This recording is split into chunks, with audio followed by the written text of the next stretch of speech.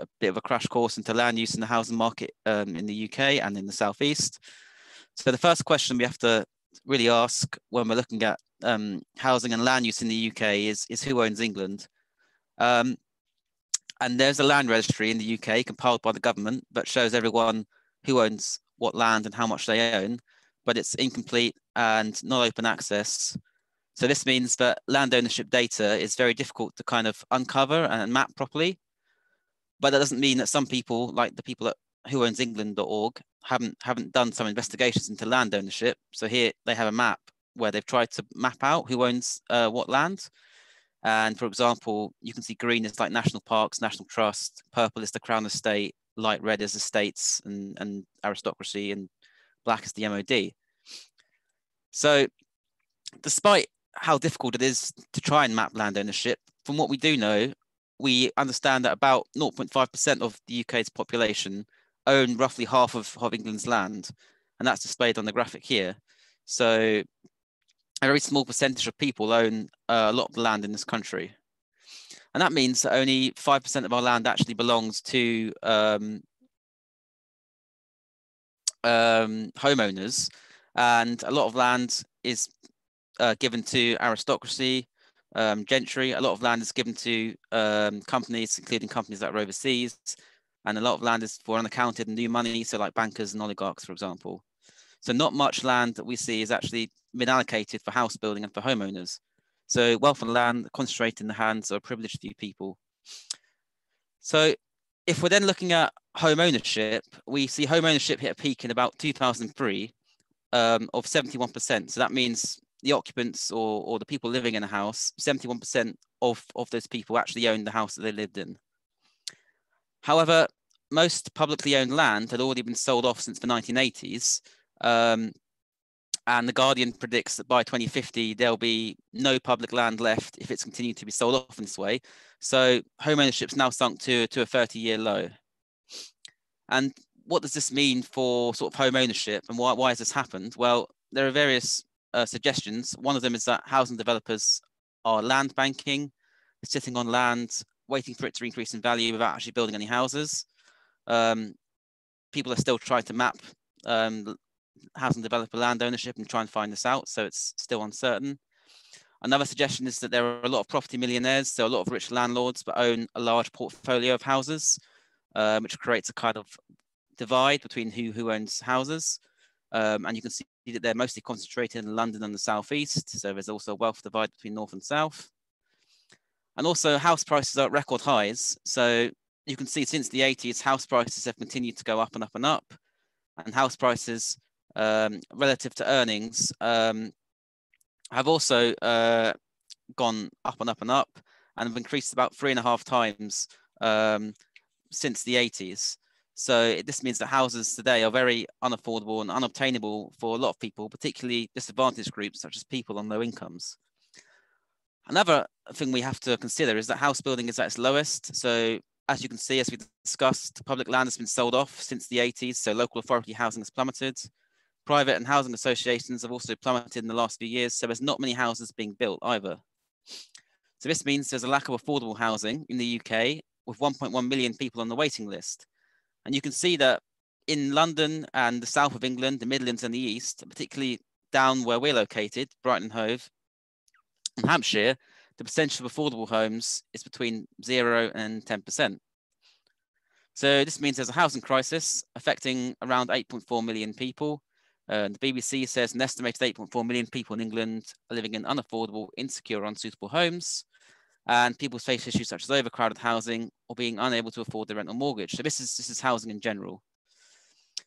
But what does this mean for younger people? So for younger people, there's a generational divide in home ownership, and younger generations, as you can see, are 10 to 25% less likely to own a house at the same age as their older counterparts. So the graph here, you can see people born in 1990 on the blue line are much less likely to own a house than those born 10, 20 or 30 years earlier. Which means that young people are much less likely to own their own house. And also, young people are more likely to rent, this means. So we can see that renting is also very expensive, and the cost of renting, much like house prices, has also risen much faster than incomes. So for many young people, their only choice is to rent, but again, this is very unaffordable. So to sum this up is a quote from the Duke of Westminster, who's one of the richest landowners in the UK. He's got a net worth of about £9.5 billion, and he's called Hugh Grosvenor. And his advice to young entrepreneurs is make sure you have an ancestor who was a very close friend of William the Conqueror. And I think that really sums up the state of sort of land use and how land is passed down for generations. And it's very inaccessible for most people, unless you're an ancestor is a friend of William the Conqueror. Okay, so when we talk about student housing and student accommodation, what kind of problems do we see with student accommodation? So as we discussed, a lot of students are renting, and 83% of students live in private rented accommodation. And this is the same where we're based in Brighton. So most people tend to rent from a private landlord. And a lot of students also in their sort of first or sometimes second year of university will use university accommodation, so think halls of residence, and some people rent from private halls. Only 12% of people at university live with their parents, and again, only a tiny 3% of students actually own their own property, with 2% living in something else, perhaps like a housing co-op like we are. So not many people, only about 15% or 16% of people are actually living outside of private rented accommodation when they're a student. However, renting is for students is very expensive. The average rent in the UK is around £126 a week, UK wide. And here in the southeast, so Hampshire and in Brighton Hove, where we're based, the average rents for students are £150 a week, which is extortionately expensive. And this means that students have very little alternative. Housing landlords and letting agents, have a dominance of the market. So where we are in Brighton, most of the houses are sold by a select few letting agents who essentially can just charge whatever money they want. At SEASALT, you can see in the blue, we're aiming to charge £105 a week rent, which is definitely falls in the affordable category of sort of less than 80%. And we can do that because we only have to cover our main costs, so mortgage fees, perhaps a house fund for maintenance and insurance and things like that. So the money that you'll pay in our housing co-op wouldn't be going into a landlord's pocket and would eliminate these extortionate rent prices. So again, the average Brighton home costs 6 times the average salary. The figure shows this in a local newspaper, the Argus. Essentially, that just demonstrates how unattainable it is for students to be buying their own house, and how the housing market in Brighton is very much broken, a broken affair in our opinion.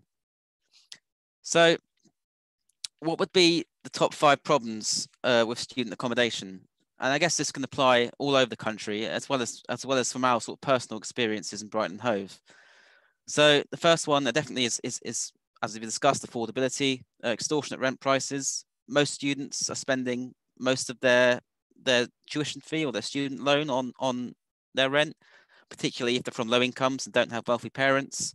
Landlords are using these houses in Brighton Hove for a big profit. They can hike rents. Number 2, poor quality. So we've heard plenty of horror stories about students living in houses that have mold growing on the walls. I've had people who I worked with. One guy came into work after moving into his new house and told me that his window didn't have any glass in it in his room. Another person, their oven would smoke when they used it, and they called the fire brigade, and the fire brigade said if you'd have left it 10 more minutes, it would have caught fire. And of course, a lot of landlords and letting agents are unwilling to really do anything about this. So when this person emailed their landlord about the smoking oven, they didn't reply. And after sort of 6 months of continuous emails, they got back and said, if you carry on annoying me, I'm going to give you a bad reference. So it really is sort of a slum landlord situation in a lot of cases. Another thing we have to look at is precarious contracts. So most students are living on sort of a year-to-year basis, running by the academic year. So most contracts are between 10 months and a year long. This means that most students don't have really much sense of stability or sense of belonging, and they always have to move on at the end of the year. Landlords and letting agents have all the power in terms of, ending contracts and finding new tenants. And there's really no incentive for students to really invest in any long-term belongings. This ties into sort of the undemocratic aspect of most of the housing that we see in the student market. There's no really say on the tenancy and how accommodation is run. So you can't have pets most of the time. Sometimes students will have problems with falling into rent arrears, or even simple things like a lot of people have got into trouble for sticking posters on their wall with blue tack, for example. And the last one, obviously, is poor environmental standards. So if we're thinking about reaching net zero emissions as a country, either by 2030 or perhaps a bit later by 2050, we know that housing stock plays quite a big role in this. But most housing stock in the country, and in particular student housing, is not very environmentally friendly. It's not to the correct standards. So if you think not much student housing in particular, there's no retrofitting. So think poor energy efficiency, outdated appliances, no insulation, no double glazing on windows. Perhaps a lot of student houses don't have many gardens, don't have much space to grow your own food. So students are pretty powerless to control their environmental impact.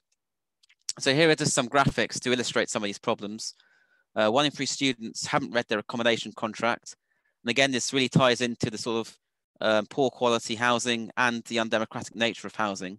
A lot of landlords fit in nasty clauses into contracts, and they're very difficult if you ever bring up problems. So students are disincentivized to kind of read through all the material and challenge any issues because they have a real fear of repercussion. Again, high rent prices, extortionate rents, students, landlords pocketing a lot of their income, and also this one here, which is 14% of UK students have struggled to get their deposit back. And that's slightly misleading because the figure is actually a lot higher, but most students will send 1 or 2 emails to their landlord at the end of their tenancy and say, well, look, I've got photo evidence to show that I didn't actually put this scratch on the fridge or whatever. I'd like my £500 deposit, please. And then the landlord will say, oh, okay, I must have misjudged the severity of the damage or something. And so this is really illustrating how many students have actually emailed their landlord a number of times and still not got their deposit back in a fair situation. And then again, environmental standards and sustainability. So this is on the left, one of our sustainability posters. And on the right, we have the Green Renters campaign, which was set up partly because of some research Sim did in her final year dissertation on student housing and housing sustainability and retrofitting. And that her lecturers and academics realized that nothing was being done to address the sustainability and carbon emissions of student housing.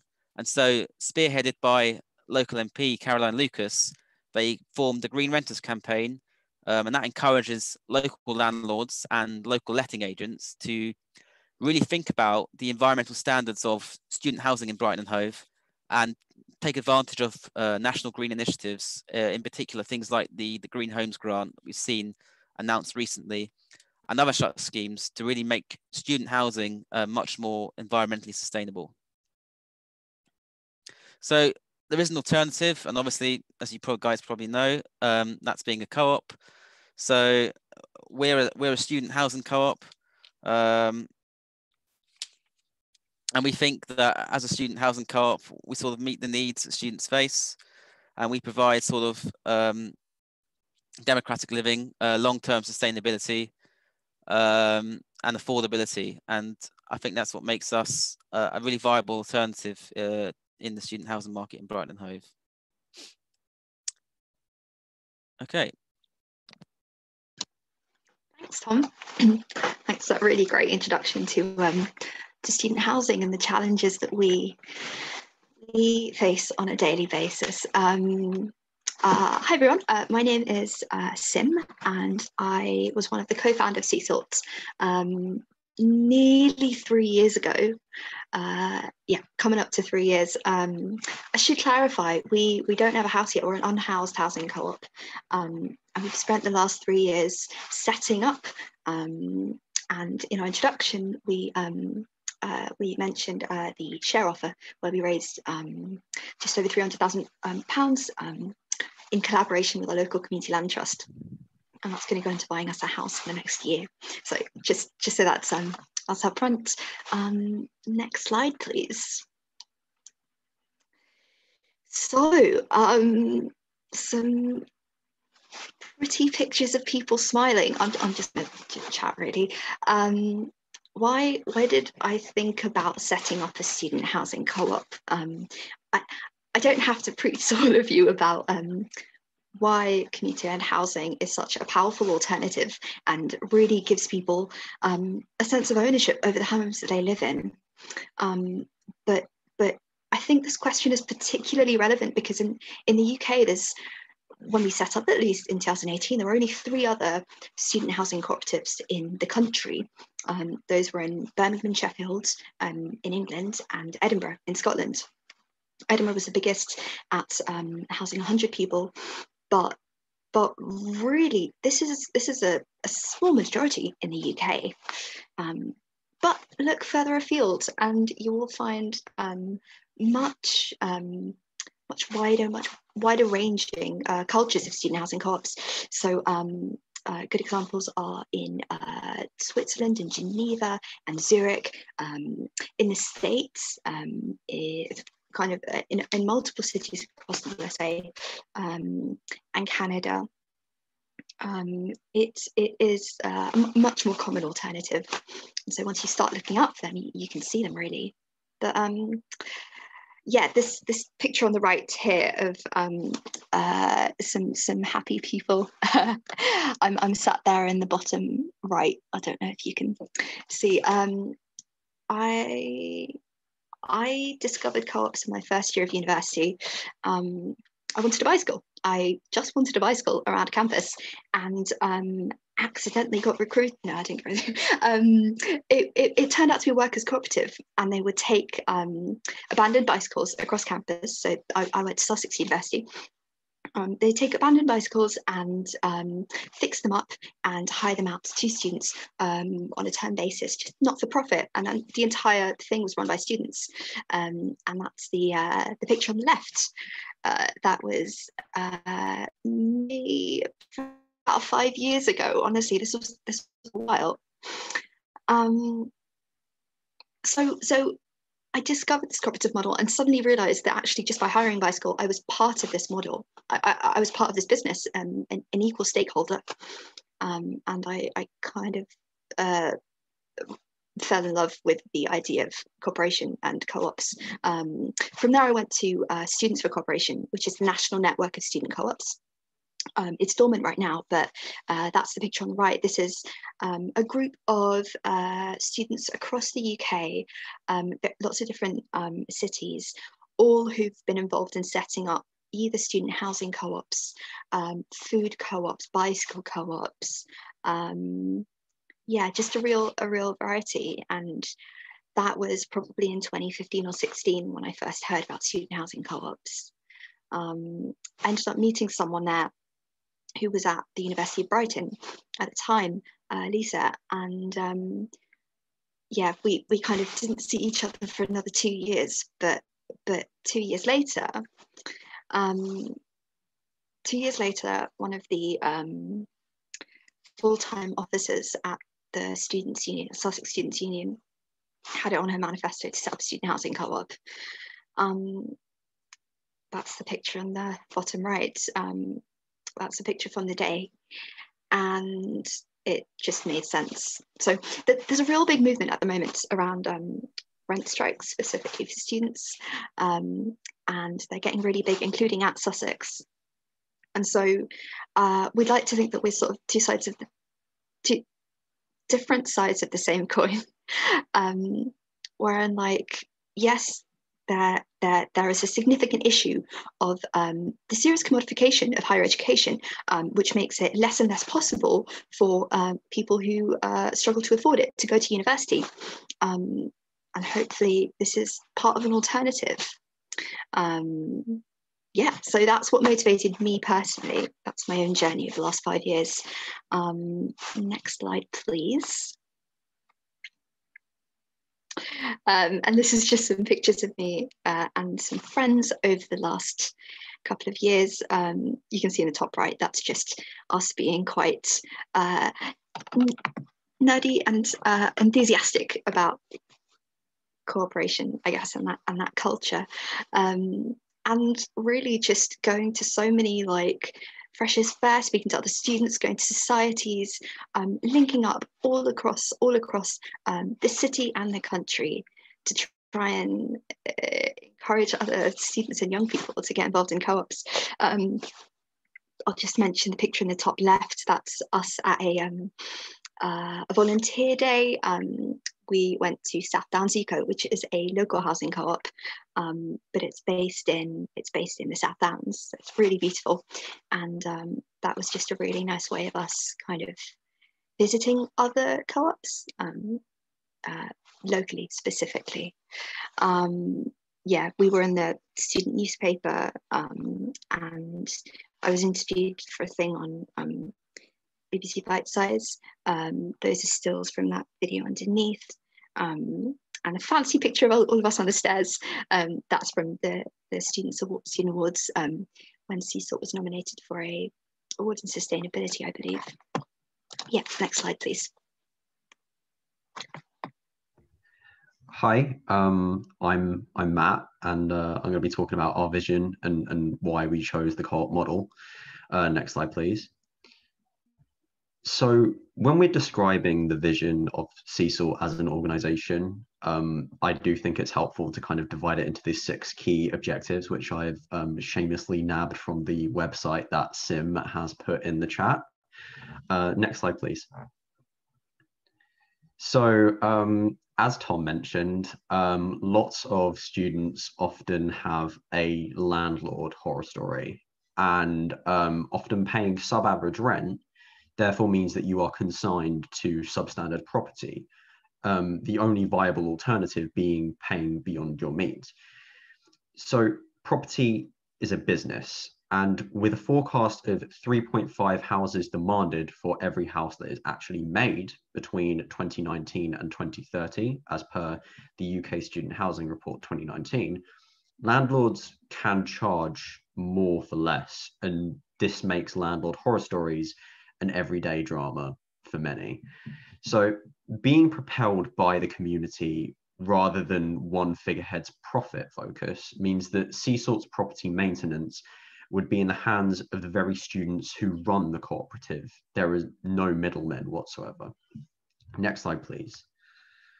So on the matter of affordability, the Edinburgh Student Housing Co-operative, which was launched in 2014, it provides rent at £170 cheaper per month than the average Edinburgh rent.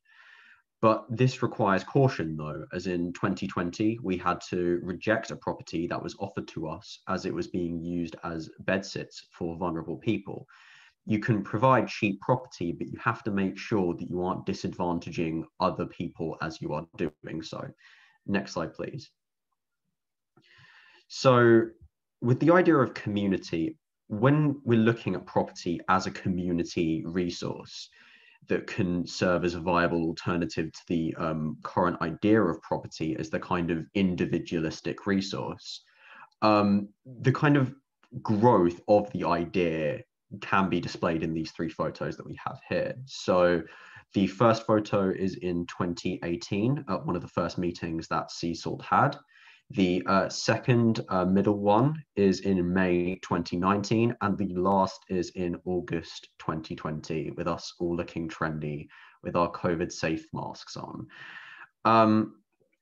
A benefit of this is seeing how the idea of SEASALT has spread. However, a difficulty of it at the same time is the transience of membership and making sure that a clear, cohesive idea can link through all these 3 photos. So all of these people have the same goal and are thinking the same thing.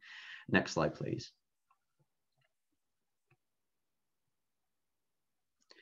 So when we're talking about the democratic nature of co-op, and I'll try not to labor this point too much, students often lack knowledge of the finer details when it comes to renting or owning property, which means that they are more vulnerable to being taken advantage of. In contrast, being part of a democratically focused housing co-op means that everyone does have a voice and no one is being swindled or outmaneuvered because everyone has the same power and there's a sense of community fostered from sharing the same experiences. Therefore, we're contrasting the regular landlord system in that there's more of a level playing field through avoiding ideas such as hierarchical thinking that are often the source of power imbalances in that landlord-tenant relationship. Next slide, please. So some of the benefits of SEASALT can be shown through its kind of education aspects, as in partnership with the Brighton Hove Community Land Trust, as was mentioned by Bev at the start. We've just raised over £300,000, which means that a house can be leased to us by the Community Land Trust, and through that we will further be able to spread our philosophy. And teaching students life skills to maintain their own accommodation can be such a valuable tool in feeling more ownership and connection with your property. Even something as small as learning to change a light bulb can be a small step towards making the space that you live in truly yours, which associates with the overall message of a community of place that Hampshire Homes are carrying out.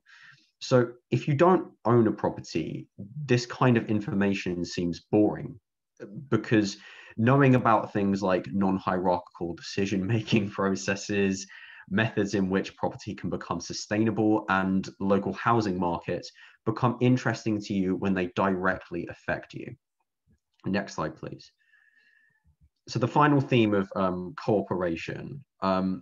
Spreading SEASALT's message throughout the community, not just within SEASALT itself, as those 3 photos showed, but throughout the wider community, and educating others on the benefits of co-ops, has brought us some new allies, such as MPs Caroline Lucas and Lloyd Russell Moyle, which Tom is pointing towards with his squiggly index pointer thing. And also forging relationships with organizations displayed like CHIBA, which is Competent Housing in Brighton and Hove, and the People's Postcode Lottery, shows us one key thing, that although we represent an alternative in how to look at property, the concept of cooperatives has immense potential to gain mainstream appeal. So we've also got a couple of photos here. The bottom left photo, in which we spoke to around 100 students at Sussex Freshers Fair on the subject of housing co-ops. The top left is a meeting with the Birmingham Housing Co-op. The bottom right is a co-op connections event that was organised by Co-ops UK in Brighton, during which we met some local housing co-ops. And on the top right, that's us meeting some local co-ops at a social in Brighton. So cooperation is something that means so much to us because it's our outreach in essence. Next slide, please. Okay, so as Matt and Sim have really well described, we sort of have a share offer up and running. But what have been the challenges of getting us to where we are now? And we've got 3 sort of key challenges that we've identified that we think would help others if they were trying to set up a student housing co-op or indeed any co-op. So number 1 was that there were no local templates for student housing co-ops in Brighton and Hove, albeit we did have quite a few allies from the start. And again, you can probably tell we like talking about Edinburgh, but I think Edinburgh Student Housing Co-op are an excellent template for this kind of venture. And it's important to understand that a student housing co-op is slightly different to a normal co-op or a normal housing co-op, in that our house or student housing co-op's house will be leased from another organisation compared to owning the house outright. So normally a housing co-op, they own the house outright, but in our case, and many student housing co-ops case, they lease the house from another organisation. And in Brighton and Hove, although we had other co-ops and other housing co-ops, no one had done a student housing co-op before. So there was no way of knowing how do we form these partnerships, how do we get allies on board early, and how would we run a share offer whereby we lease our house from another organisation. And we were lucky in that we managed to secure support from Brighton Hove Community Land Trust quite early, They helped us draft business plan. They helped us draft the share offer, and they've really helped us get our project off the ground. So I guess one thing I would suggest for people who are looking to set up this kind of housing co-op is it's important to make strategic partnerships early on, so that you've got the skill set and the knowledge to really help you get things like your share offer or your investment off the ground, and you've got people there who know how it's done. Number two is the responsibilities of managing and being part of a dynamic and progressive organization like SEASALT. So there's a lot of things that we have to do when we're involved in SEASALT. So anything from sort of social media tasks, graphic design, website design, all the way through to contacting external organizations and engaging with stakeholders. For example, we have to liaise and communicate with the CLT on a regular basis. We have to contact FX, who are our investment platform that we use to run our share offer. We're contacting other organizations to see if we can talk about sustainability and get audits for our carbon emissions. We also have to look at purchasing a house, so we have to draft all the documents to do with that, negotiate a lease. We also have to understand the mortgage and the finances. So this is a challenge, because when we first started, especially as a group of students from university, we didn't have all of these skills but necessarily within our group. So we had to maximize the use of the skills that we did have, and then we had to try and either learn the skills ourselves or try and bring in other people that had the necessary skills to help us do all of these things that come with setting up and managing a housing co-op. So yeah, I would say try and get as many people on board as you can, and it's definitely a fun and engaging process to try and learn a lot of these skills as well. They're not impossible to learn. So even if you don't have every skill covered by someone in your group, you can definitely learn a lot of these skills. And number three, as Matt previously talked about, we want our house to be affordable. We want to charge a fair and affordable rent, but we don't want to use housing stock suitable for disadvantaged groups. So this is one of our sort of key fundamental values, or key aims, if you like. And you can see on the right here, Brighton and Hove Community Land Trust in the Financial Times, and they said there are thousands of individuals and families trapped in unsustainable housing situations because of the disastrous disconnect between wages and average house prices and rents in the city. So they're sort of demonstrating and illustrating there, but there are lots of disadvantaged people in Brighton and Hove that are trapped in unsustainable housing situations. They need an affordable house to rent, and there's not much housing available. So immediately we can see that if we're buying or taking a house that would be used for these groups, we are taking away something from other people. And that was one of our fundamental aims. So it's a challenge, because it's very difficult to try and find property that is affordable, but also not suitable for disadvantaged groups. One thing we did look at in the past was looking at B&Bs and hotels. We made the local news when we looked at a B&B in Brighton. But again, that's difficult because we have to apply for change of planning permission. That sometimes can take up to a year. Sometimes, or often, we don't have that kind of time. So there's a whole load of caveats, and sometimes you have to either be prepared to make some sacrifices if you're going to pursue and really double down on your values and aims, or you might have to say, well, look, we need to compromise here, and we might have to sort of make do with the best that Brighton and Hove can offer in the current situation. So that's definitely a challenge, is identifying how much we can try and stick to our fundamental and core values, and identifying any areas where it might be unavoidable that we have to compromise. Thanks, Tom. I'll just go over the history of the group quite quickly over the last two and a bit years. So as I mentioned, kind of got the inspiration from some other student cooperators nationally back in 2016, and in February 2018 was when we had our initial info event. You can see happy pictures of us in August 2018. That's when we got incorporated, and that was our certificate from Co-ops UK. Following month, we had Freshers Fair, whole new intake of volunteers. and spent that year kind of trying to write policies and thinking about what would it mean for us to live collectively together.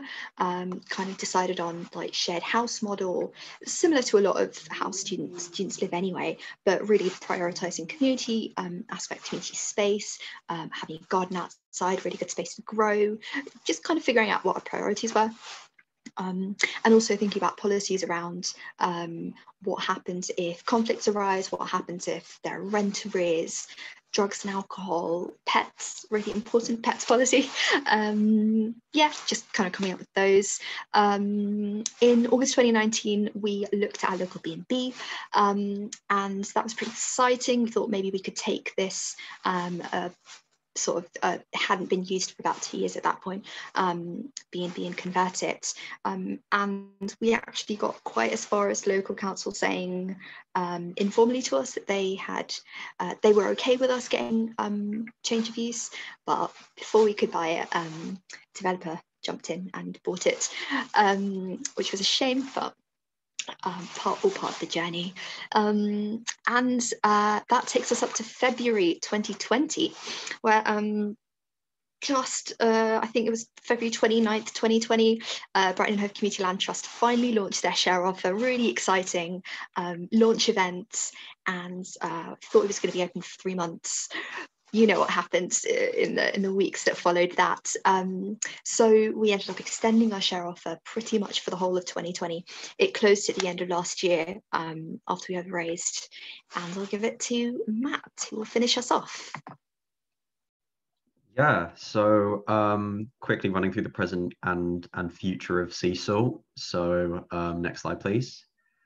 March 2020, as the mask suggests, the little inconvenience that is the coronavirus decided to rear its ugly head, and as a result, SEASALT, like a lot of organizations, was at a crossroads. We were struggling to hold in-person meetings as we were rocked by COVID. But in June and July 2020, loads of new volunteers came in, including yours truly. And this gave the group a little bit kind of more energy and a renewed focus. So in November 2020, we had some support come in from FX and the People's Postcode Lottery, along with a mortgage in principle from a building society. This was invaluable to progressing us to the end goal, which is a house. So in December 2020, the share offer hit £300,000, an incredible milestone. And January and February 2021, Sim and another member of our team called Ruthie are going to Kent to conduct some seminars on student cooperatives for people in those areas, along with some provisional ideas to have some talks based for people in the South Coast as well. And in 2021 to 2022, we're aiming to get our first house, to find a home for SEASALT.